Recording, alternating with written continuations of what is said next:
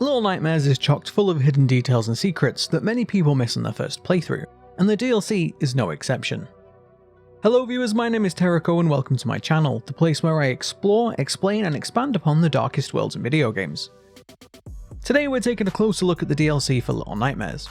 Even though it's called a DLC and it features a different character to 6, I've always seen the DLC as the other half of the base game.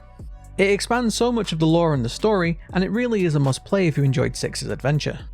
So to that point, there will be spoilers for Little Nightmares 1, 2 and the DLC in this video. I'm also going to be talking about the DLC as a whole and not separating it into chapters for this one. Also, I just want to give a massive thank you to everyone who watched the last video and to those who rewatched and recommented after I had to re-upload it. The last video had a rendering issue that caused flashing images, meaning I had to take it down and upload it again. Your support is what keeps me able to continue making these videos, so thank you to everyone who watches, likes, comments, as it genuinely does keep the channel going. So here are 10 things you might have missed in the Little Nightmares DLC. Number 10. The Secret Book Room. Little Nightmares contains a number of secret rooms that rewards explorers with even more lore and world building. The third chapter of the DLC contains, in my opinion, the coolest and creepiest secret room of all. To access this one, you need to find the bookcase with a book showing half the lady's face. You then need to find the other half, which is all the way over in the library to the right. You have to carry this book back, either sneaking carefully past the lady or coming back after she is gone, and place the second book in the empty slot. This opens up the strangest room in the entire game. Inside we find a number of ash children. We know that the eyes in Little Nightmares can turn children into ash, but we don't see an eye in this room. Instead we see a horrifying picture that appears to be smouldering, or rather, had smouldered the wall behind it. On the table is a jar that when broken, seems to release something dark. Magic? Captured souls of the children? I'll leave the theory crafting for another video, but either way you slice it, this room is nightmare fuel. Little nightmare fuel. Number 9. The Wrapped Up Head. In the first part of the DLC, the runaway kid has to survive the granny, an amphibious monster of a woman, but like everything else in this world, one that needs to eat. We can see that food is thrown down here for her. Someone up there for some reason wants to keep her alive. But one odd thing that has made it down here is this object wrapped in bandages. I've always thought it looked, well, head-shaped, but what makes this even more strange is how the granny reacts if you throw it into the water. A number of times throughout this chapter, you throw food into the water to distract the granny. The granny will only grab and pull down food, organic things. She completely ignores anything else. But when you throw this bandaged object, she drags it down to the depths. Perhaps this explains why we never see this person again. Number 8. The Peekaboo Kid. This one is a minor little Easter egg, but one that many people seem to miss. In fact, I have live streamed this before, and I had people who were convinced I was seeing things. In the final chapter of the DLC, we see a number of shadow children. These shadows run around with white masks and are weak to light. The runaway kid is able to destroy them if he holds his flashlight on them for long enough. This oddly mirrors how the eyes can destroy people if they hold their light on them for long enough. But we actually see one of these children before all the rest. It's a blink and you'll miss it moment, but it's one that actually startled me on my first playthrough. So much so that it made its way onto this list.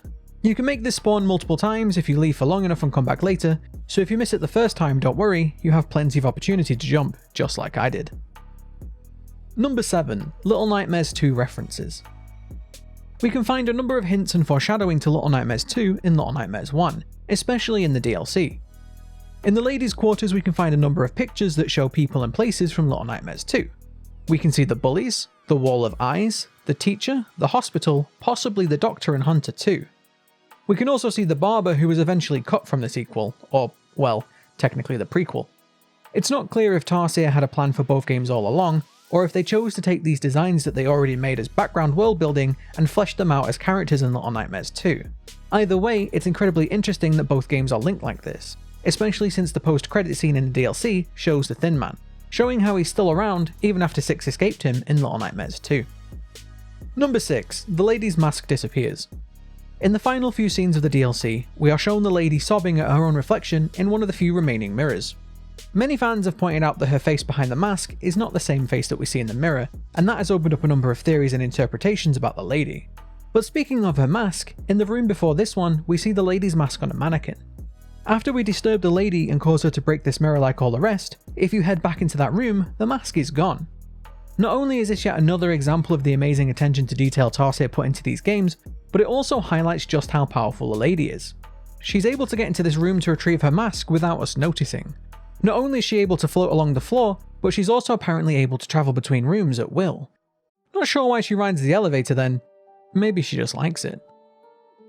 Number 5. The Gnome Shadows. This is probably my favourite hidden detail in any game I've ever played. At the end of the Little Nightmares DLC, it's revealed that the lady can turn people into gnomes, and that the runaway kid is the poor gnome that Six chooses to feast upon as her appetizer before her main course. But the DLC subtly foreshadows this the entire time. The gnomes act like children, drawing, playing, and even arranging dolls to act like other children. Someone also drew this image showing 2 children, 2 gnomes, and the eye, possibly trying to warn people that some children are being turned into gnomes. But the most obvious foreshadowing is one that many people miss. In the final rooms of this chapter, we see a number of gnomes resting by the warmth of a fire. The fire casts their shadows all around the room, except take a closer look at the shadows. I admit I didn't see this until I'd played for a couple of times, but once you notice it, it's so obvious. It was under our noses the entire time. These shadows reveal the horrifying story of these gnomes, but also layers a dark foreshadowing of what is to come to the runaway kid. But if you look around just a little bit more, you can see one of the shadows looks very similar to the girl who dropped the flashlight at the start of the DLC. Whether the lady got her, or there are other ways that children turn into gnomes is unclear, but regardless, we can add it to the list of horrors you can find in the lore. Number 4. The Gnomes Know the Future. Speaking of the gnomes, we can see one of them who likes to draw pictures. With what we know about the gnomes, it's possible that this one is the child who liked to draw pictures around them all, and they continue to do this even after being transformed. That in itself opens up the question of how much of their minds do these children retain when they are transformed. But if we take a close look at the picture the gnome is drawing, it's this one that we see in the base game. It appears to be Six, or another bearer of the raincoat, surrounded in darkness. This is exactly what happens at the end of Little Nightmares 1, with Six having the power of darkness and it's swirling around her. So what does this mean? Do the gnomes know the future? Has this happened before? Is it the raincoat that holds the dark power? Has this been prophesized? We'll probably never know, but it's very cool to know who drew this foreshadowing picture that shows up in both the main game and the DLC. If you want to take this question one step further, you can also look at the eye camera in the DLC. Just like in the base game, we can find a screen that appears to be some sort of camera system. This one oddly enough tracks Six's journey. It shows the most significant places that Six will encounter Roger, and ends on Six's run-in with the shoe monster. Do these eye cameras somehow know what will happen in the future? Just more evidence that the eyes see all. Number 3. The Secret TV Room. In yet another secret room, we can find 2 TVs and a bunch more drawings. Most of the drawings are of things we already know: Roger, Six, and the eye. Someone has even pinned some pictures on the TVs, perhaps playing pretend. But interestingly, we also see another reference to Little Nightmares 2 here. The coal drawing of the TV shows the eye inside it, which was actually a cut enemy from Little Nightmares 2. Have some of the children on the moor come from the Pale City? Or have stories of televisions that consume people made it onto the moor somehow? I'm not sure, but after playing Little Nightmares 2 and then seeing this, I definitely want to change the channel. Number 2. Child in a Cage. Back in the ladies' quarters, there's a room where you have to survive the Shadow Children while opening up a door that requires a bit of tactical thinking. The Shadow Children are weak to light, and this whole room is under the shroud of darkness. If you look very carefully though, you can see a child in what appears to be a bird cage.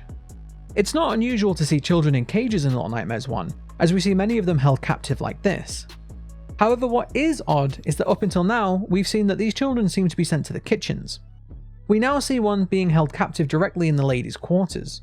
Was this a pet or a snack? And why do we only see one here? Knowing the game's themes of hunger, I think I'd prefer not to know. Number 1. We may have seen this girl before. The last point on this list is more of a theory than fact, but we might have actually seen the girl who drops the flashlight before. We see that it was this girl who drops a rope tied out of bed sheets together to climb down in the moor. This girl also has pigtails that are very messy. In Little Nightmares 2 we see a very similar bedsheet rope hanging from the school. It's possible that whoever had the idea there managed to escape the Pale City but somehow wound up being captured on the moor. Perhaps even the girl we see in the comics with pigtails and a bloody nose. Sure, the girl in the comics has red hair, but this girl, like many of the children, seems monotone.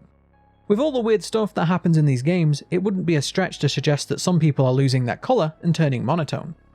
While it's not direct confirmation, the two suggest that some people do manage to escape the Pale City, although the moor never lets anyone go, That is, until 6 of course. Well, there you have it, 10 things you might have missed in the Little Nightmares DLC.